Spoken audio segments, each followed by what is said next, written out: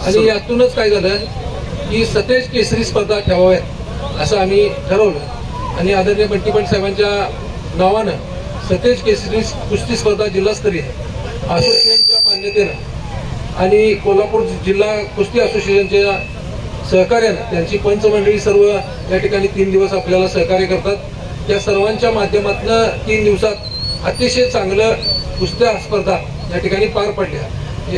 25 kilo पासून 75 kilo गटापर्यंत या नेत्रदीपक कुस्ती या ठिकाणी बघायला सर्वांना मिळाली।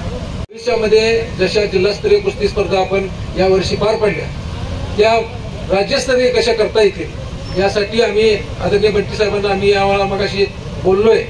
त्यांच्याकडून सकारात्मक जर भूमिका आली तर येणाऱ्या काळामध्ये राज्यस्तरीय कुस्ती स्पर्धा सुद्धा घेण्याला आम्ही पुढाकार घेणार आहोत।